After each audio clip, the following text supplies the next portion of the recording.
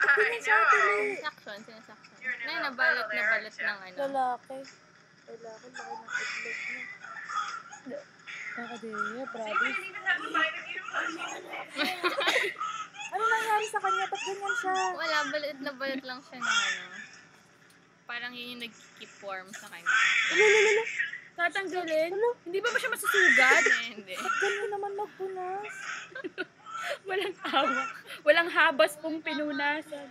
Nadine, panoorin mo to. I swear! Oh my God! Yung ba talaga eh. Feeling ko pati ako matatapunan.